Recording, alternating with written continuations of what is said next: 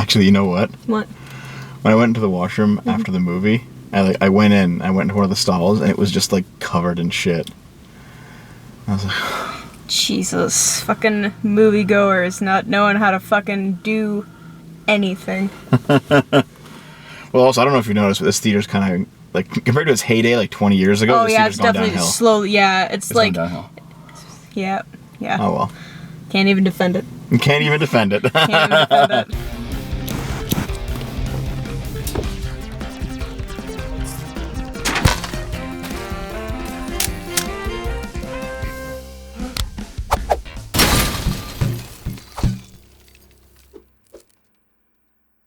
We just saw Inside Out 2.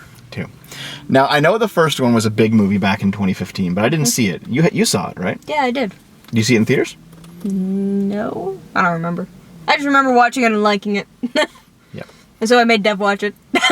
Yeah, so before we saw this. Because I'd never seen it. Now, here's the thing. Like, I knew the basic premise because it was a big movie and Yeah. everyone liked it, and there's memes all over the internet in 2015 about it because you were a child in 2015 and I was not. Because that's Correct. just... Yeah. So in 2015, there was a bunch of memes on the internet about this. Yeah. The first movie, Inside Out 1. So I knew the premise, and the premise was basically all of the basic emotions of a person, they kind of sit inside of like a little control booth inside your head, and they kind of control what you do. And so they each have a personality. And the original 5 were joy, sadness, disgust, anger, and fear. Good job, And Dev. those were the 5. You remembered a thing. Okay, here's the thing. All right, so here, one complaint off the bat. One complaint off the bat. In the first movie, disgust was also her jealous sense. Yeah, it was. And they added a jealousy in this movie anyway. Yeah. And I'm like, there's a lot of overlap here. I need to ask you something before I forget it. Did you see Envy in that final hug? Because I didn't see her. No, which is really small though. Envy's really tiny. Yeah, but like, I didn't see her. Like, did they just forget to draw her? She was barely in the movie, to be honest. Yeah, I know. I was, well, no, And listen, she did almost nothing that was even envious. Yeah, She was just like anxiety's sidekick. Okay, here. Yeah. You know what? Here. But We're gonna have I ourselves. needed to mention that Yeah. because I was gonna forget. So here, TLDR of Inside Out 1. All right, because you haven't done anything about Inside Out 1 before. This is a direct sequel. If you're gonna direct watch sequel, you need to the sequel without watching the first one, I don't know what's wrong with you. But Yeah, you know. so in the first one, it's a little girl named Riley. She's born, and at the beginning, it's joy and sadness. It's actually just joy right at the beginning of the movie, and then it's... Yeah, as soon as the baby starts crying, sadness appears, and then like the other three appear, and like the control panel is very small, and as she grows from being a baby up to I think 10 years old. 10ish, yeah. Yeah, the other emotions join in, and the panel kind of gets bigger over time. And the main plot of the first movie, outside, like in the real world, is that Riley's dad gets a new job in San Francisco. They're from Minnesota. Yep. Minnesota or Michigan? I don't know. Minnesota. It's Minnesota. That was a thing in the second movie. Which one? Yeah. But anyway, Minnesota. She moves from Minnesota to San Francisco with her parents. She feels like shit about it because she misses her friend back home, who by the way isn't even in this movie. Her old friend. Even though she was a main part of the first movie, but she's not even in this one. Okay, listen, it's about friends. That's it. It's about new friends. Anxiety was right. You just have to move on. Yeah, she got new friends. The old friends from Minnesota have just been completely forgotten about. Yep. That doesn't matter anymore. Yep. Okay. Anyway, so what ends up happening is she is in the first movie. Anyway, real quick, she moves. She feels like weird about it. She feels sad about it. She ends up deciding to try to run away from home to go back to Minnesota, which is like such a fucking stupid plan because, but she's 10. She's being stupid. Yep. And then she ends up like she gets on a bus. She goes a few stops to like go somewhere. She gets off. She's like missing. She goes back to her parents and cries about it. Right? Yeah. Like that's the real world overarching plot of what Riley's doing outside of her mind. Yep. Inside her mind. Inside her mind. Basically, joy is like oppressing sadness. It's like, listen, don't make any sad memories. Just don't sit over here. And You are not allowed to exist, but you're here and I have to deal with you, so go sit in a corner. Yep. And then what ends up happening is, I forget how they get sent out into the long-term memory. Because there's the booth inside the head. Sucked up into a tube. Yep. So there's the booth inside the head, and then there's a bunch of islands, and the islands are like aspects of her personality. Yep. And then beyond that, there's the long-term memory, and then the long-term memory is like this, a bunch of shelves where all the memories are stored. The memories are like these globes. By the way, the most prolific meme that came out of this movie was the idea of a core memory. Like, this is a core memory, and that forms like her most basic part of her personality. They get sucked up into a tube. They Somehow, both get. I forgot how though. It's because Sadness was trying to touch the core memories, and then Joy was like, "Holy fuck, what are you doing? You're tainting them!" And then like the tube like was on because Sadness like tainted a core memory, so Joy was gonna put it back up in long-term memory, but then Sadness tried to save it, and then both ended up getting sucked up in the tube. Yep, and then so Joy and Sadness were sent out into the long-term memory, and there's like a bunch of goofy hijinks happen out there because there's the imaginations out there, and they go through like a playground of imagination. And what else was there? The imaginary friend, the dream booth. Yeah, the dream booth. That was funny. The imaginary boyfriend creator, just make a bunch of boyfriends. I would die for Riley. I would die for Riley. There's a pit. The pit that the control booth kind of like hovers over. It's a tower in this one. I think it was just hovering on the first one. No, it was a tower. Was it? Okay. Yeah. Anyway, the pit is where forgotten memories go. So there's a bunch of workers out in the long-term memory who look like Smarties. They're like M&Ms. Yeah. Yeah. And they just like suck up. No, you know what they specifically look like? Peanut M&Ms. Yeah. Yeah. So they suck up memories in long-term memory they don't need anymore, and they go down to the pit, and then they vanish. They disappear. Yep. They got like Thanos snapped down there. But basically, because the control booth only has anger, fear, and disgust running it, Riley doesn't do any sort of happy or sad emotions anymore. And so, did you mention that the girl is Riley? We must have.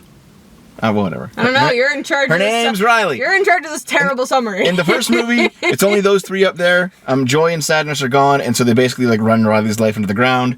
And Joy and Sadness have to return to like fix it. But basically, like the whole inside of her brain just starts like collapsing. Like the island, the personality islands are falling apart, and like they accidentally get pushed down into like the forgotten memories, where they start like dissolving. There's like a whole. It's not about that movie. This is bad summary, guys. I'm sorry. Well, it's pretty close. What am I missing? Like, I mean, you're missing a lot of the main plot of the movie is Joy discovering that Sadness should live. I was gonna get to that. Yeah, but then you totally forgot about the imaginary friend. Yeah, there's Riley's old imaginary friend who sacrifices himself down in the abyss. This is a bad summary. Doesn't matter. The point is that the first movie happened. The point is that Joy has to learn that sadness as an emotion has its place, and you can't just oppress her. Yep. And then they get back to the control booth. They regain control from anger and fear and disgust. But also anger and fear and disgust learn that, like, okay, we can't just like control everything, and so they also let go of control, and they kind of like things return to like an equilibrium. And Joy learns that even though she's the leader of the group, she can't just, bully Sadness into not doing anything and not making any memories. And the others learn to also give up the reins a little bit. And then they all start making, like, combined memories where it's not just happy or not just sad. There's, like, a bunch of, like, different colors mixed in the memories because they're all different. They're all color-coded, each of the 5 emotions. Okay. So, and then the movie is over. At the end of the movie, they do a gag. There's like a puberty light that appears. And it's like, what's that for? I don't know. We'll worry about it next movie, which they do. No, they don't say next movie, but Yeah. So, Inside Out 2. The puberty light goes off. It was a good movie, the end. Yeah, it's a good movie. Riley's now 13. However, the exact same thing happens. They just did the movie again. Yeah. The exact same thing. Like, I still enjoyed watching this, but, like, it wasn't as good. No. No. So this time, basically the puberty light goes off and the M&Ms like bulldoze the place, and we're going to expand it for new people. It's like, what, new emotions are showing up? Yeah. So what shows up, the new emotions that show up are anxiety, who's like the villain, I guess. This is really funny because yes. She's like the villain of the of the movie. Antagonist. Yeah. Envy. So by the way, anxiety is like very well developed, just like Joy is. Envy is not. Envy is just like there to do what anxiety says and largely agree with anxiety. Yeah. Envy doesn't really have her own like it's like I said in the first movie, disgust did what envy does. Yeah. She had disgust had all the jealous moments, and envy in this movie doesn't even have any jealous moments. Not really. Yeah. No, I think I don't know. I feel like they felt like they needed to include it, but like like they needed to include someone else who was like who would agree with everything anxiety said, but they didn't know who to pick, so they picked Envy, but then realized they had disgust and just didn't write anything for her. Yep. You know? So Envy didn't really make any sense, frankly. Yeah. Then there was Embarrassment. And Embarrassment's like this really big kind of creature who like hides in a hoodie and barely speaks, but it's pretty cool, actually. Embarrassment was good. Yeah.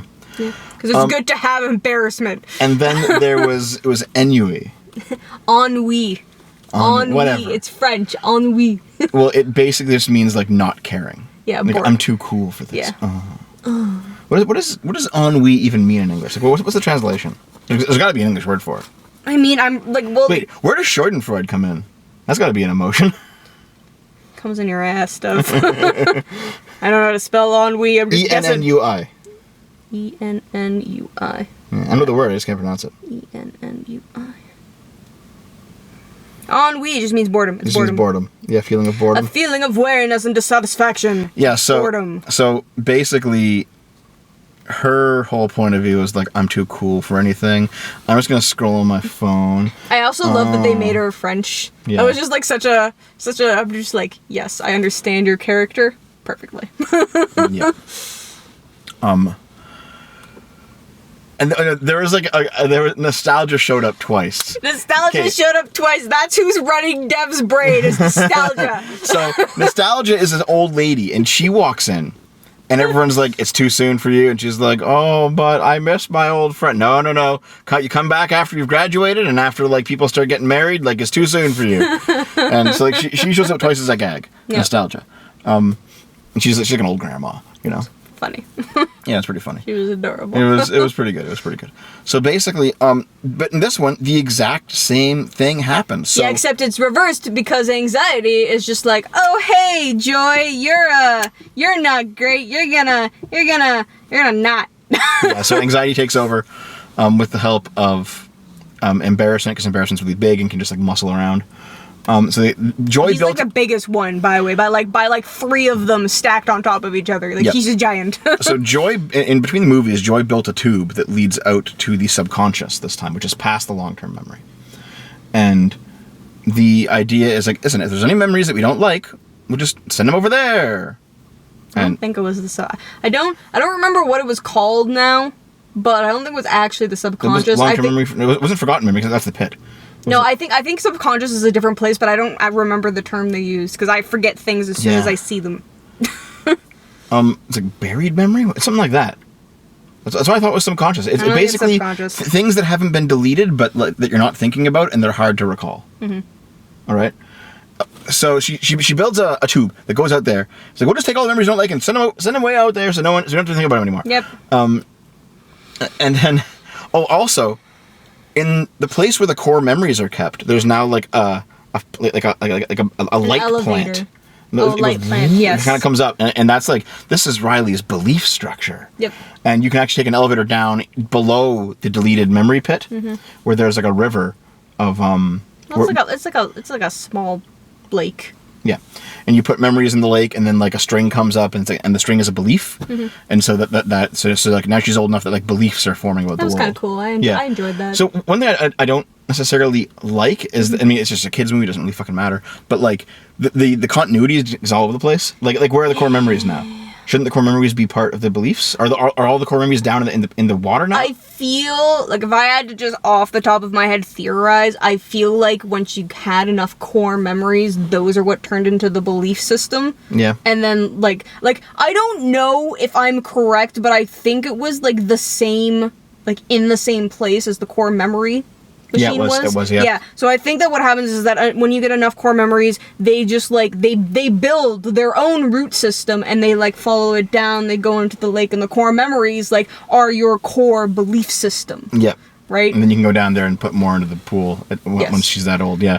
The intricate lore of how the fucking inside mind works and inside out. Yeah.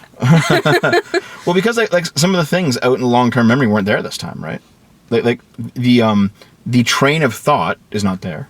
Yeah, they didn't mention the train of thought at all. They mentioned that a new thing was I feel like they just The didn't stream want of to mention consciousness it is again. like a river that goes all the way out. Yeah. No, the brainstorm. Oh yeah, the brainstorm. Yeah. Yeah. Where it was just literally a giant storm full of light bulbs. Ideas, yeah. Yeah, that was...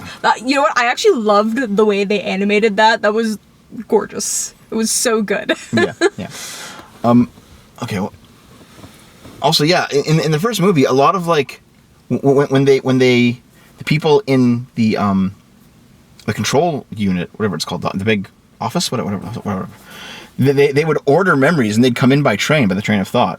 But now they come in through, like, tubes as well. Maybe they just modernized. They don't need the steam engine anymore. Yeah, maybe. Here's the thing. Like, it's all metaphor, and it's all just, like, puns, because, yeah, the sarcasm is, like, an actual chasm that opens up in the ground. Oh, I was the sarcasm. I was, oh, like, my God. one of the only ones in the theater that was laughing at that. I was so upset. It was a pun. It was, like, a bad Yes, pun. it was good. Puns are only good if you're the one saying them. No. All puns are good. Okay, so anyway... but basically, like, there's not going to be an intricate, deep lore here. If they make a third one, they're going to change the way that all the machinery works as well, because that's how it is. See, it's all metaphor. It's all goofiness. You know what would have made the movie better? If they kept the continuity. And now you understand people are mad at Star Wars Acolyte. Listen, hashtag Star Wars always bad. Always bad. Okay, so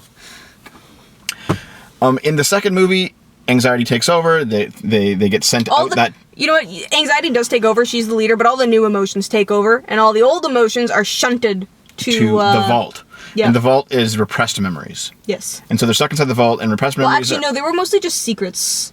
No, because repressed memories was the jail last time. Remember, with the scary clowns and stuff? Oh yeah. Oh yeah. I don't know. It was like in a big fucking cliff. No, I recall. Yeah.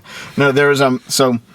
This is something like repressed memories, but not really. It's like dark secrets. Yeah, it's secrets. The secrets vault. Literally the dark secret. Yeah. So there's like so they're locked in a cell, and it's like a big vault, like a bank vault. Yeah. And inside there's like a TV show that Riley used to watch as a child that she still likes, even though she's 13. Oh my God! A toddler show. It was just worse Dora the Explorer, guys. Holy shit! And then there was Riley, who liked a some sort of like video game character. She had like a huge crush on. There's something about that. Terrible. Like, who did that voice? Can you look it up? No, I don't fucking even remember the character's name. It's okay. It'll be on Wikipedia. No, I think like a YouTuber did his voice actually.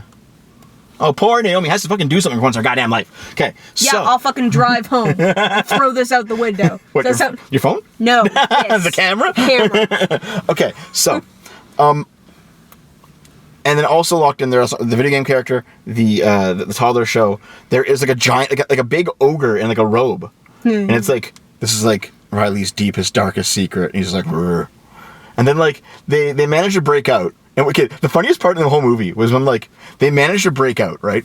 And they're all like standing outside, like, we're free. And then like the deepest, darkest secret goes, not yet, and like goes back in the vault. That was probably the funniest part of the movie for me. Yong. That's who it was. Oh my God, it was Yong Yi. I don't know who that is. He's the guy who was tapped to do the English voice actor of Kiryu from Yakuza. Yeah. And he did a fucking terrible job. Why do you always say that Yakuza? It's Yakuza. Fine, Yakuza, whatever. Jesus. He did a terrible fucking job. And like everyone like said he thought he ruined the series. Because he was like... Guys, listen. Just play your video games subbed. I say as an avid anime dub enjoyer. Well, that's a game that you really should play dubbed. I mean, subbed, I mean. Yeah. Yeah. I've always, like, personally... like You play two of them now. Very off topic, but I've always personally held this rule that if it's, like, specifically about the culture that you're, like, watching... Like, I know Yakuza, like, isn't super... Well, you know what? Actually, it is pretty super about Japanese culture. It's very Japanese. It's very Japanese. You know, like, it's very, like, I forgot all the things. Japanese-esque? No. Like, characterized? It's not...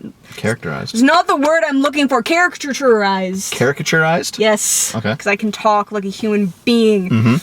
Sometimes. No.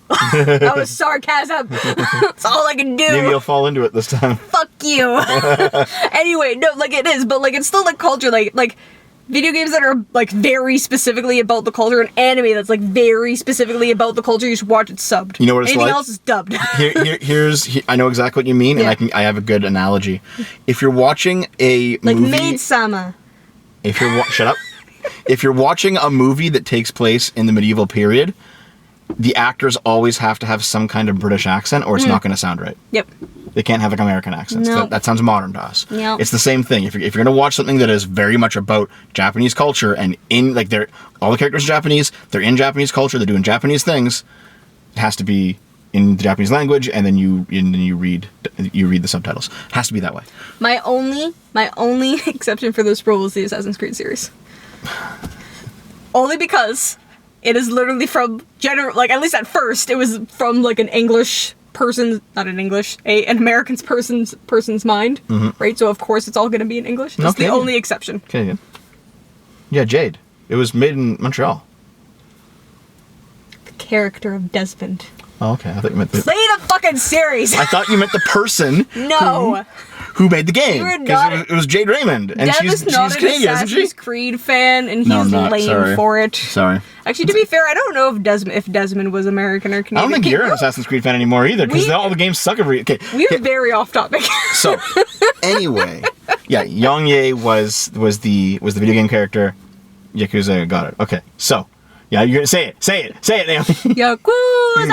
So they break out of the vault, and they end up going to the Imagination, and the Imagination in the last movie was a theme park, and now it's been taken over by Anxiety, who's using Riley's imagination to what? It was Imagination Land. It wasn't a theme park. It was the same place. It was just different things. It had some theme parky aspects to it.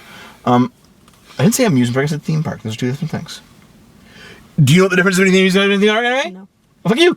Okay, so they go to the Imagination, and in there they go in, and there's all these M&Ms are drawing worst case scenarios and projecting them up to Anxiety for her to Holy use. shit, that was so fucking real. Yeah. That was such like a true allegory to real life, and I was like, holy shit.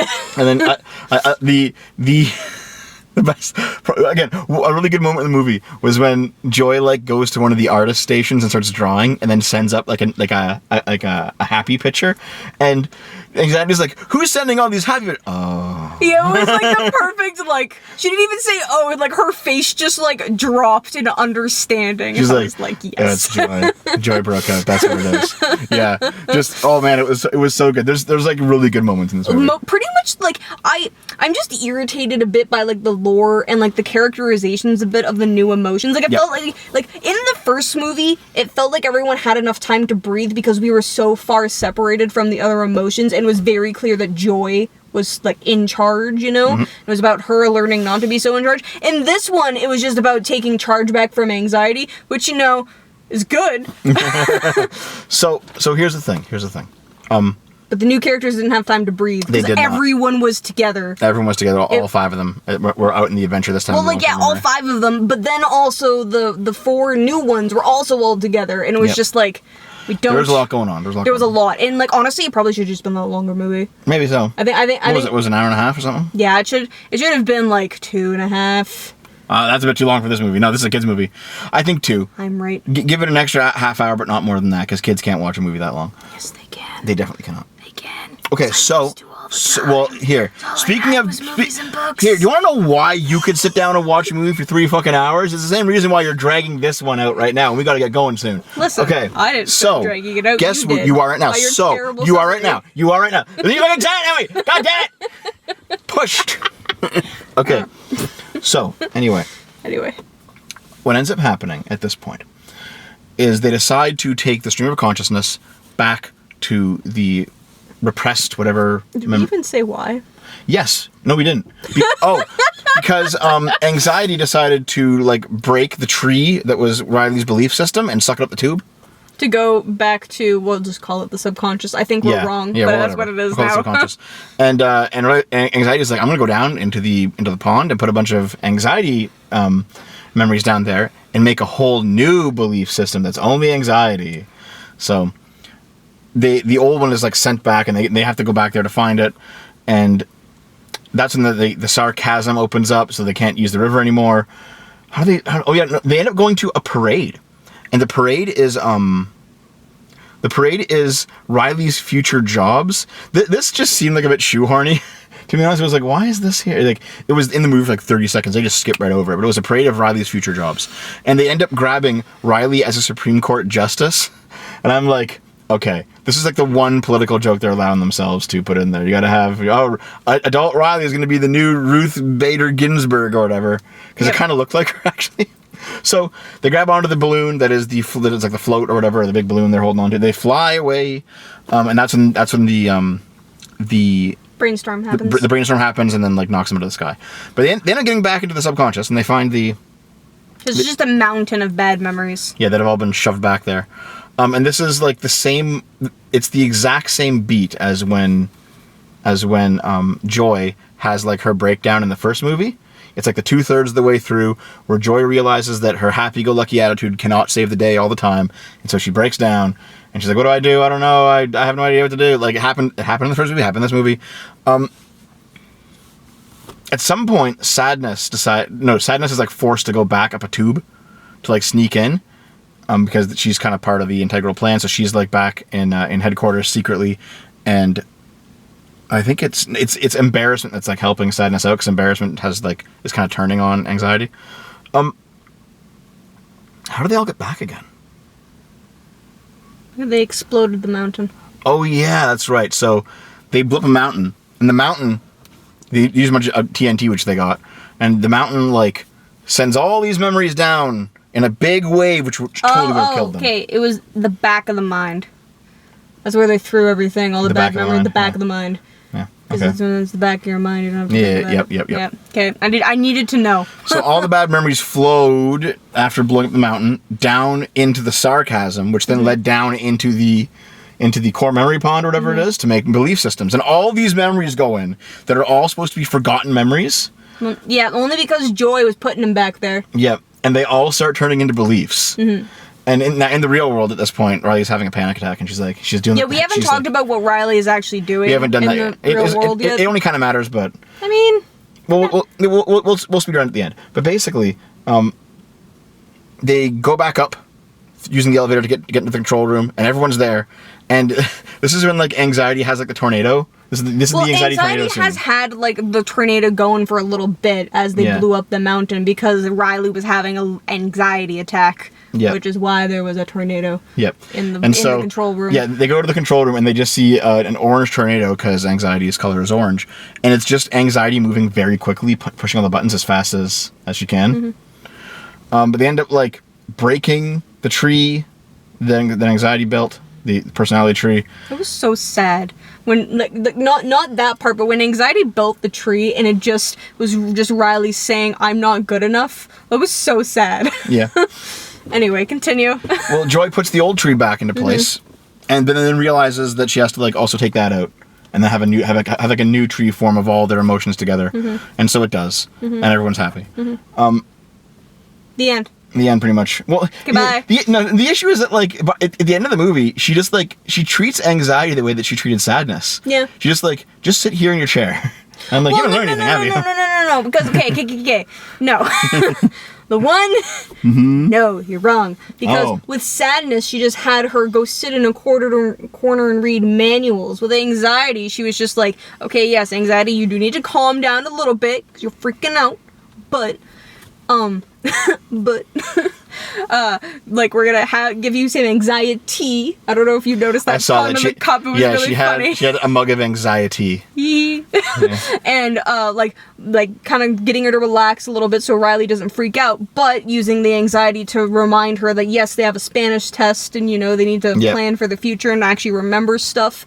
Like it's not the same as sadness. Joy did learn her lesson. A little bit. So in the real world, Riley's going to a 3-day hockey camp. I think it was actually only like a 2-day hockey camp. No, it was 3 days. She said that's her movie. I said 3. Yeah. Oh, okay. It's a 3-day hockey camp, and basically it's an important hockey camp because it's for all the up and coming people who are going to be moving into high school next year. It's not. They're all high school students already. Remember?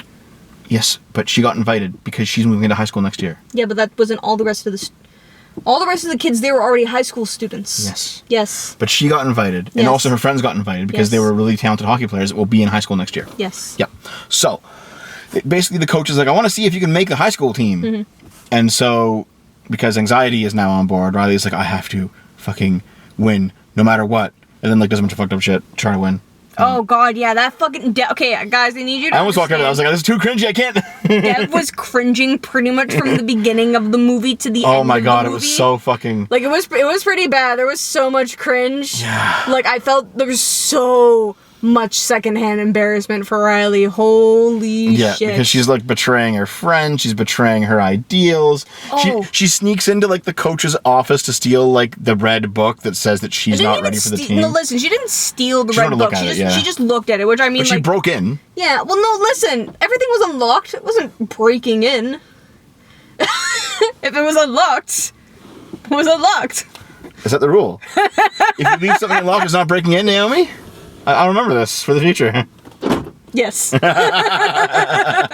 Okay, so what ends up happening is she has to like it's the big game at the end of the 3-day thing where she has to prove herself, and she thinks she has to prove herself. Yeah. She ends up like stealing the puck from her own Oh fucking my god, teammate. that was honestly the worst part of the movie. Like, there were sad parts, but like the worst part of the movie for me was she fucking stole the puck from her own teammate. That was just like, oh my god. That's the one fucking way to make sure you don't get on a team. Yep.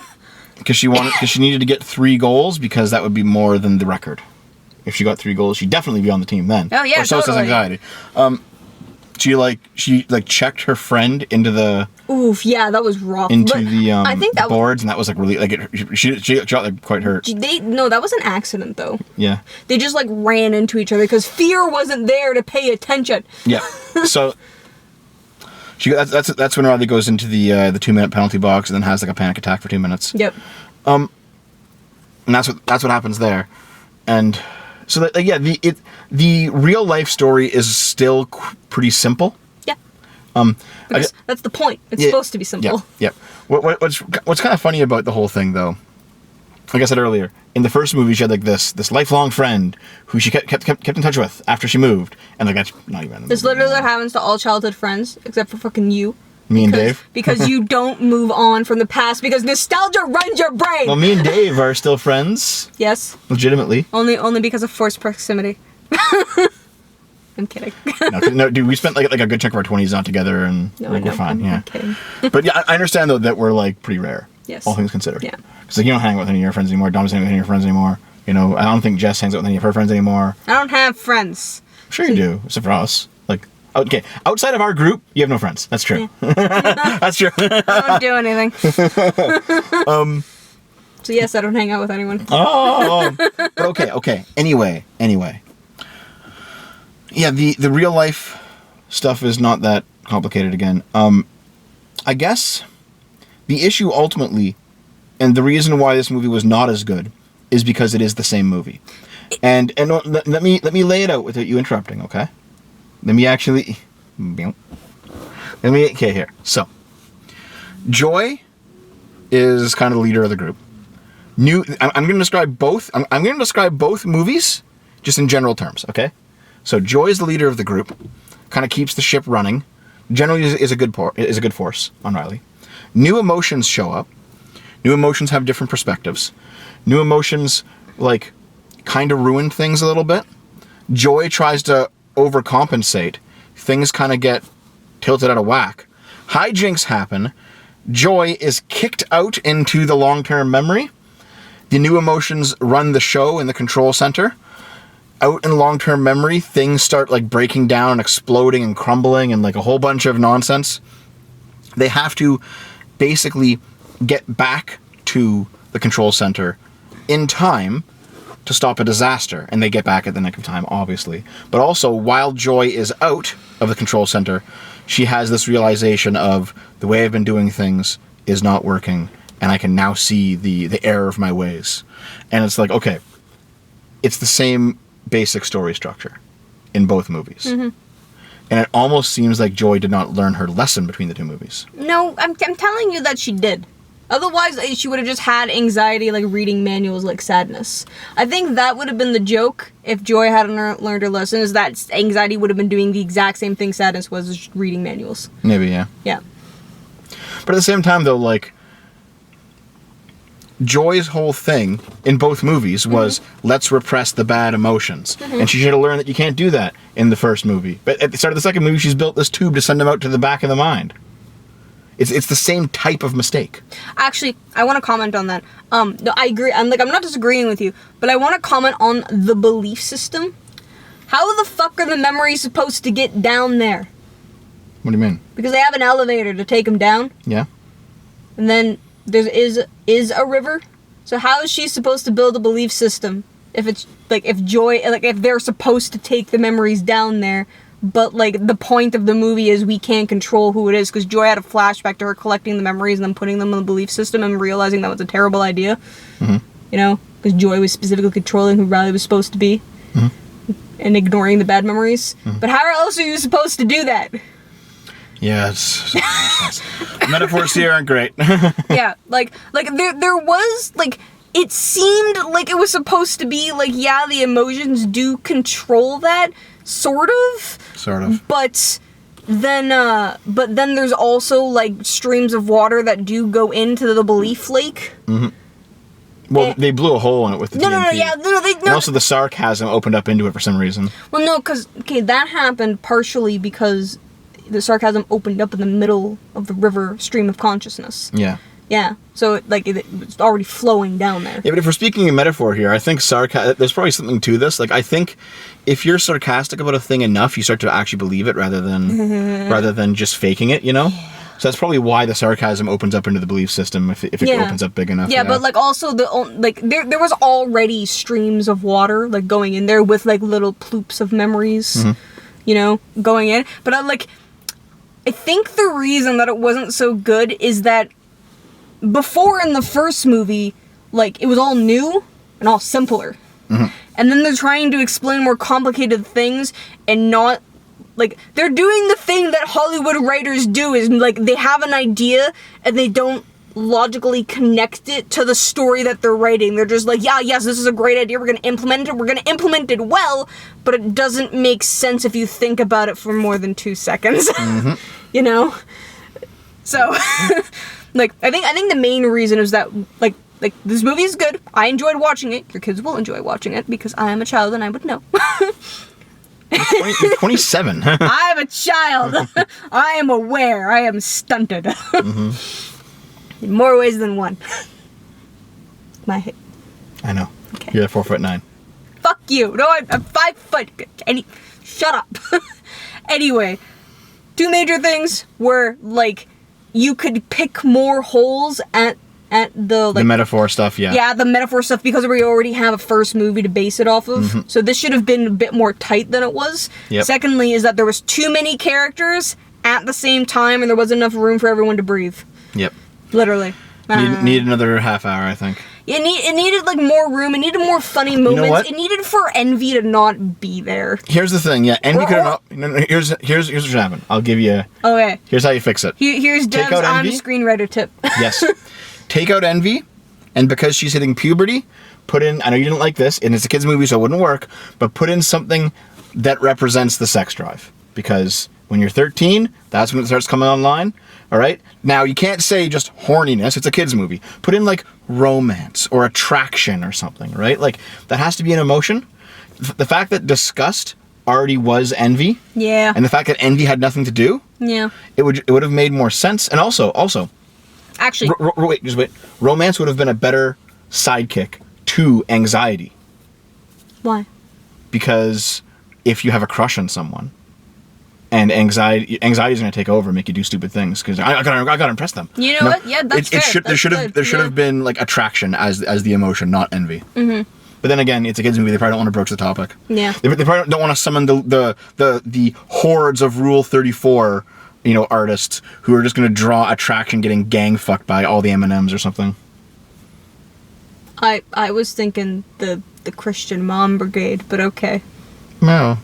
I think it would have been more likely of the Christian Mom Brigade because, like, I mean, I'm sure there's fucking porn of Joy because she's, like, the most human-y looking of them, but, like, definitely is. The emotions aren't also attractive. Disgust is, like, good looking. Okay, yeah, well, that's the point. Disgust is supposed to be good looking because she can't be disgusted with herself. Yeah, exactly, yeah. Yeah. But like none of them are like super attractive. Like I'm not looking at any of them and going, oh yeah, you're kind of hot, yeah, in a weird way, in a weird fucking spongy. I know you have the texture of a sponge way. Yeah. Here's the thing: you can look at, this is not just Inside Out, anything really. You can look at any property that has like non-human characters and be like, okay, that is the one that Rule 34 artists will make hot and draw them having sex. You can tell. And in this, it's joy and disgust. Yeah. I mean, I feel like ennui. I feel like because there's that specific fetish of like the woman being bored while you're doing stuff. For ennui's gonna have lots of porn. Oh, and of course, because it's Rule 34, artists are gonna do the human characters too. But yeah, that's gross because it's about kids, so we're not gonna talk about that. One thing I noticed though, actually, is there were a lot more background minorities in this movie. The first movie had like none. It had like none. This one, there's like 3 different girls who had like hijabs on in the background. I'm like, all right, dude. That's just to show that there's more immigration nowadays. Yeah, I guess. No, like I mean, like I did I feel more that it was just like more representation, just because like 1, they can, but 2, Riley was actually out in public more this time. Yeah. Because she was at school. Let me put it this way. But most of the time she was just with her parents. Let me put it this way.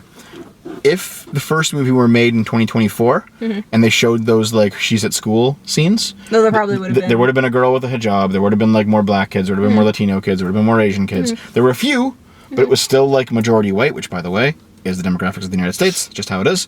So that's what it should be. But like, listen, 3 women with hijabs on in the background in a country like America, where there's not many Muslim women, it's like, okay, this is, at this point, it's obvious representation. Yeah. I mean, honestly, I didn't notice. I only noticed the one, like, main girl in the hijab. Yeah, the Firehawk. There's no fucking way a Muslim parent would let their daughter play hockey. I don't fucking believe it. I gotta find Muslim woman doing sports. I don't know. Like, they play soccer. The only sport they do is exploding. That's racist. And no, it's not, because Muslims are not a race. Fine, that's religionist. And we both I'm okay know, with this. We both know that it's slightly racist. You can be a white exploder. Looking for Muslim women playing hockey? Muslim women in sports. Let's see. Muslim women in sport. Yeah. Volleyball, tennis, football, fencing, basketball. Look at like 2 of them don't even have hijabs on though. Yeah. The point, though, is that, like, okay, here's the issue. If you want to have, in, like, a cartoon show where, like... It's like hockey. Okay, cool. Yeah. So hear me out. I want you to understand this, Naomi, real quick. So if you're going to have, like, racial representation in your cartoon show, or in your, like, CG show, where all the human characters are going to be a little bit less realistic, because it's it's a representation, what you do, if you want to have a black person... Well, you just make a black person. Maybe their skin's darker. Maybe they have like a flared nose, or like like kinked hair or something. Obvious racial markers, like cosmetic racial markers. Okay, Asian person. Okay, you have like not. It's not yellow, but it's like like that kind of skin color with the eyes and easy. Latino. Basically, Latinos are like Latinos in animation look like Asian skin color, but not with Asian eyes. That's basically it. So it's like, okay, how are you gonna have a Middle Easterner? In a basic animation style, Middle Easterners will just look like Latinos. You can give them a bigger nose, but some people think that that's racist. So what do? You put them in a hijab. Now, the problem with that is that unlike every other quality we've spoken about, a hijab is not like a physical marker, it's a piece of clothing you wear. And now things are a little bit different, because like you want to represent Christians, you're going to put like a crucifix, but they don't do that. So like the hijab always stood out to me for like racial representation purposes as being kind of inappropriate. That is an interesting point that I have literally never thought of ever. Oh. Yeah. Well, there we go. Yeah. I just didn't think about it. Okay, fair enough. I have no comment. Okay, yeah. Other than I've never ever thought about that ever. That's why whenever I always notice it, and I'm like, this is strange. Like, why are there 3 hijabis in this? And it's like, hijabis it's a real term. I don't believe you. No, look it up. Listen. No, you have a phone, look it up. A hijabi is a person who wears a hijab. Okay. Seriously. I'm good. Are you serious here? Like, okay. Listen. Okay, don't fucking say, are you serious here? Do you know how much fucking shit comes out of your fucking mouth that sounds so fucking racist? Shut the fuck up. And here's the thing. It turns out it never is. Like this. Now look it up and see. A fucking lie, you fucking piece of shit. Jesus Christ. Okay. Hijabi. Hijabi. A woman who wears a hijab. There's no sound. Hijabi. There you go. Thanks, Google. So not racist. Fuck you. Can I like start dropping slurs now? No! That's all! Shut the fuck up! God damn it! Okay, so Inside Out 2. Good movie. Worth seeing. Not as good as the first one. Not as good as the first one. But I enjoyed our time here. Yeah. Yeah. Well, till now. Until now. Alright guys, see you later.